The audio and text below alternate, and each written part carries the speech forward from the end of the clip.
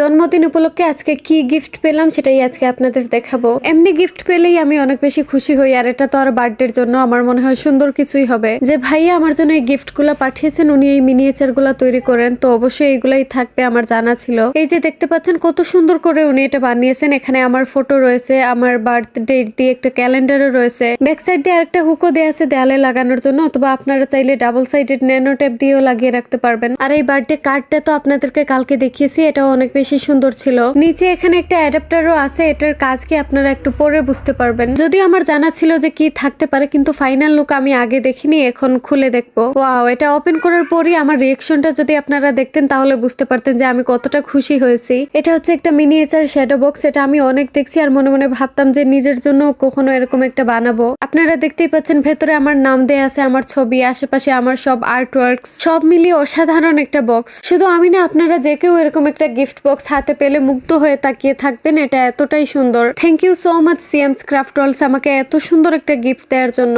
আপনারাও যদি কাউকে এরকম ইউনিক ওয়েতে গিফট করতে চান তাহলে অবশ্যই ভাইয়ার পেজে নক দিবেন। বিশেষ করে কাপল ফটোগুলো এর মধ্যে আরো বেশি ভালো লাগে। আর আপনারা অনেকের মনেই প্রশ্ন আসতে পারে যে আমার সবগুলা গিফটের মধ্যে একই শাড়ি পরা ছবি কেন। আসলে এইগুলা যেহেতু আপনাদেরকেও দেখাবো, তাই আমার মাস্ক পরা ফটোর প্রয়োজন ছিল। আর এইগুলা বাদে আমার মাস্ক পরা ওইরকম কোনো ফটোই ছিল না, যার জন্য এগুলাই বারবার ইউজ করা হয়েছে। অনেকেই আমাকে জন্মদিনের শুভেচ্ছা জানিয়েছেন, ইনবক্স করেও জানিয়েছেন। আপনাদের সবাইকে অনেক অনেক অনেক ধন্যবাদ। আপনাদের জন্য দোয়া রইল, আমার জন্য দোয়া করবেন। এ পর্যন্ত টাটা।